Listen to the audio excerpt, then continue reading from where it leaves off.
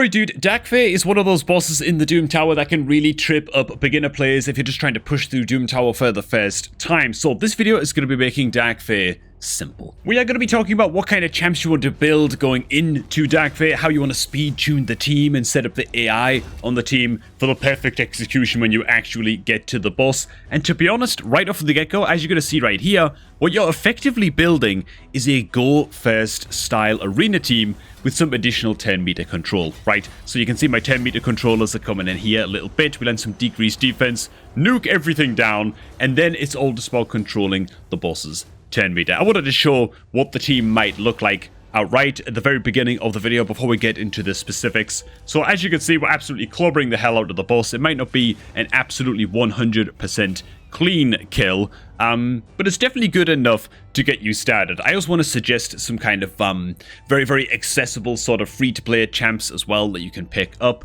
to take into Dakfae. Stuff that are alternatives to the more, I don't know, high tier, I suppose, like legendary options and stuff that I've got here in this team. And yeah, let's get started, shall we? But hey man, before we do, remember that the best possible way you can create a new Raid Shadow Legends account is by clicking on my promo link down below. The top of the video description, man. Not only when you unlock the epic champion Tagore about 20 minutes after finishing the tutorial, but you'll also grab yourself Wrecked Drath as soon as your account hits level 25. It's one of the best beginner promo links going. So if you're looking to download Raid Shadow Legends on a new device to start off like a new free-to-play adventure or an alt account or something like that, then that promo link is the way to do it. And yeah, that's it really. Sign up using that link would be awesome. Okay man, let's do this. So what kind of champions are you going to need going into Dakfae? Well, in a quick list, in order of fastest to slowest. First of all, you're going to need a 10-meter booster, someone that is going to allow your entire team to move first against the mirror images, the mirror entities that the Dakfae is summoning. Second, you're going to need a AoE decrease defense style champion. Roughly third fastest, you're going to need your AoE nuker or nukers. And then fourth or fifth fastest, you're going to want your 10-meter controllers. You might notice that what we were basically building here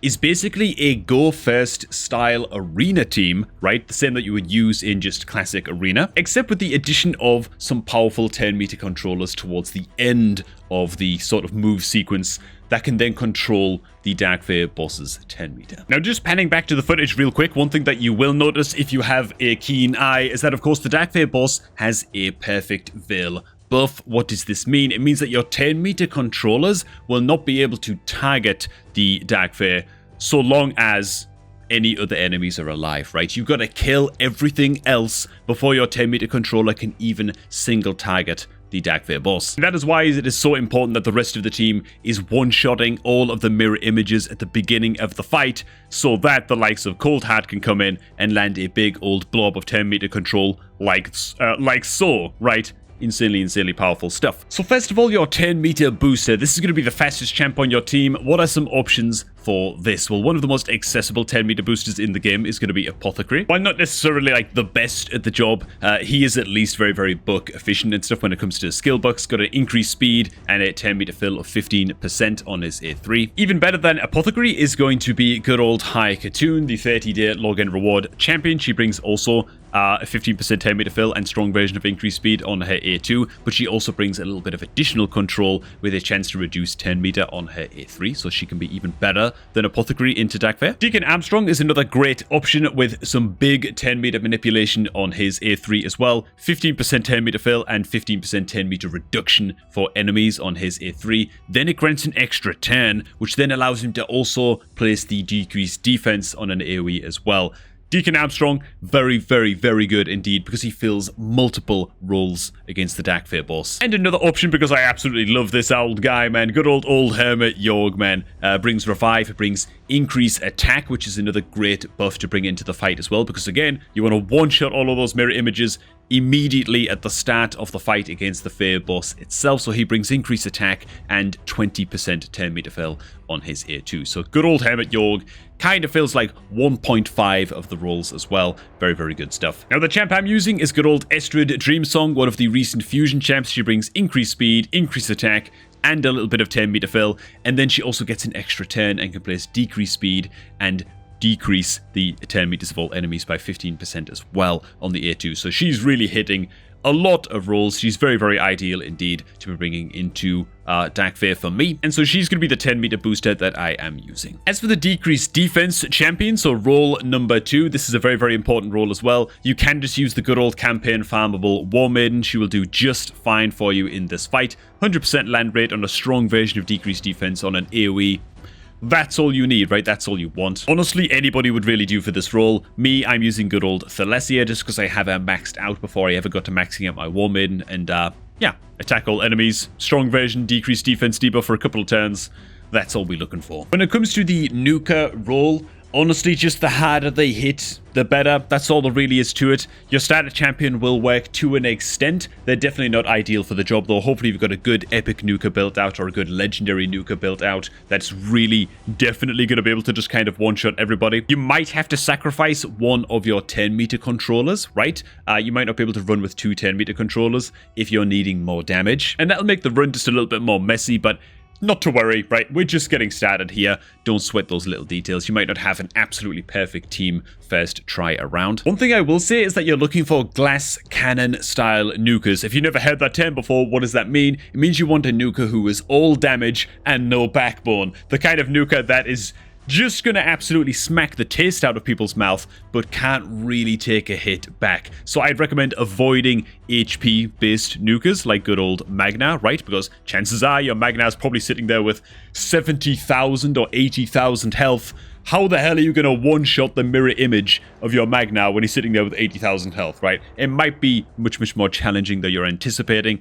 Defense-based nukas as well are a similar story. Keep it strictly to attack-based nukas if you can. It's just going to make one-shotting those mirror entities just a little bit easier. And again, you might need a couple of nukas to get the job done if you're really just getting started, but ideally, you've got a couple of solid 10-meter controllers in the team. For the 10-meter controller role, you can't really do worse than Cold Heart, man. Cold Heart is going to absolutely smack the taste out of the boss's mouth in terms of damage, as well as a big 100% 10-meter reduction against the boss. She's a great, great option indeed. Honestly, if you can just build out 2 Cold Hearts, then you're kind of golden, right? She can do the job basically alone, which is great. And honestly, there is no end to the budget options for 10-meter controllers. You can use good old Amager, who has a 30% 10-meter reduction on his A1 as an uncommon champ. He can do a job for you into early Dark Fae just fine. Good old Gruckus is a support epic champ of the Force Affinity that I pulled for the Ogryn tribes. He can do just fine as well. He brings a big version of decreased speed on his A2, and then fully bucked up, he can have like a 80% chance or 85% chance with masteries as well of decreasing the target's 10-meter by 30%, so Gruckus would be an okay option too. And if you happen to pull the rare champion Soulbond Boya for the Barbarians, she can do an amazing job as your 10-meter control as well. On the A3, she has a fully bucked up 100% chance of fully depleting the target's 10-meter as well, and yeah, she's a great option to bring into this fight too. Cold Heart is definitely going to be the best possible budget option, but she is by no means required. Alright man, with all of that in mind, welcome to the team. As already mentioned, Estrid is going to be our 10-meter controller. Actually don't have an active aura in this entire team, by the way, which is kind of a little bit suck, but, well, just is what it is. Of course, Thalesia, as we've already covered, is our AoE decrease defense gal. Then we have Royal Guard and Garog kind of both doubling up as damage dealers, except Royal Guard also has a little bit of 10-meter control as well, so he's kind of filling multiple roles, I guess, in this Dark Fae team. And then we have good old Cold Heart, who is the primary chief 10-meter controller. Now, when it comes to team setup, this is quite important, man. You got to make sure that the speeds are tuned correctly for a team that is looking to farm Dark Fae with minimal interaction from you, so you can just kind of auto battle, right? And what does that look like? Well, it means that first of all, the speeds, right? Estrid is sitting at 249 speed. Thalesia is the second fastest at 202 speed because she's the decreased defense gal. And then our nukas come in the form of King Garog, who's at 194, and Royal Guard, who is sitting at 193. And then it's important that your 10-meter controller is just about the slowest champion on your team, right? Only just. Again, you want all of the mirror images to be dead so that your 10-meter controller can then attack into the boss and delete their 10-meter immediately. And again, all of the mirror images have to be dead because, of course, the boss has that perfect veil buff, and so unless all of the mirror images are dead, then your 10-meter controller is not going to be able to even target the boss with their single target 10-meter control skill. Now, another thing you want to do is make sure that your entire team has their most important kind of go first arena opener style skills ready to go on round 3. So for Estrid, that means I'm literally preventing her from using her A2 and her A3 on round 2 of the Dark Fae fight, right? King Garog, similar thing. I'm not allowing him to use his attack all enemies on round 2 because, again, I want it to be ready to prioritize using against the Dark Fae. And this can all just take a little bit of tweaking. Of course, Thalesia as well. I don't want her to be using her decreased defense on the round 2 of the fight. I want to be saving that to use as the #1 priority skill going into Dark Fae. And it's just important, really, to go through all of your champs and make certain that they are not blowing any of their skills that you need them to use right away as the first skill possible against the Dark Fae boss itself. Again, for Cold Heart, it's a Heartseeker skill. It needs to be ready, right? We've got to instantly delete the Dark Fae boss's 10 meter. And same with good old Royal Guard as well, all the way down at the bottom. I'm just not letting him use anything such that he can open up against the boss with his decreased speed and his 10 meter destroyer on his A3. And so that's how you're going to want to set up the AI, man. And let's check it out one more time, shall we? Let's go ahead and start this off. Now, the biggest problem you're going to have, I think, as you go up in difficulties with this, is actually taking out the waves and having them not be too annoying. You might have to tweak the AI a little bit to let your champs use more powerful skills against the waves. Particularly wave #1, just such that you can get through the waves in an efficient manner, right? When you're on the super early stages of Dark Fae, like the very first Dark Fae boss, you might find that you just, like, if you use an AoE skill on your Nuka, for example, on round 1 of the mobs, you might kill round 2 of the mobs so quickly that the AoE skill isn't ready again for when you actually face up against the boss. So, yeah, you might have to tweak the AI a little bit as you go up in Dark Fae difficulty. My god, I'm almost there myself, man. I actually almost lost a Thalesia here. We got really unlucky with some rolls there, but whatever, dude. Okay. So yeah, mirror images get summoned. Same old story. Estrid is going to speed boost. 10 meter increase attack. She's going to delete the 10 meter of everything we're up against. We apply the decreased defense. Now my nukas are going to come in. Bam!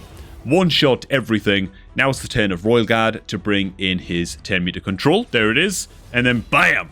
Cold Heart comes in with her 10 meter control, and you can see how everybody uses their perfect skills just with perfect timing, and it all lines up just nicely. So this is not going to be a perfect kill, I don't think. I think the Dark Fae will eventually steal at least one of my champs, which is a little bit sad, but you know what?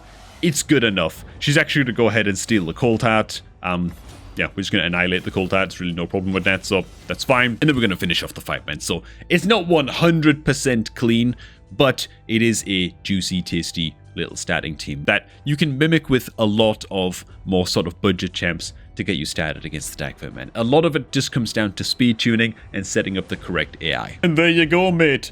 Good luck in Doom Tower, goddammit. You're probably going to absolutely smash Dark Fae now. It's not going to be a problem. Hey, man, if you enjoyed this video, don't just drop a like. The best possible way you can support this channel is actually by using good old promo code GameLeap, and then by sharing this promo code with your clanmates in Raid itself, man. Let them know that they can get their hands on 10 free experience brews, a free energy refill, and 100,000 silver. And for everybody who uses that uses code GameLeap, dude, it directly helps to support me to continue doing what I'm doing here on YouTube. So I greatly appreciate that. Hey, thanks for watching, man. Hope you did find this video at least a little bit useful. I don't know, that would be nice, wouldn't it? And yeah, I'm going to catch all of you guys just a tad bit later, man.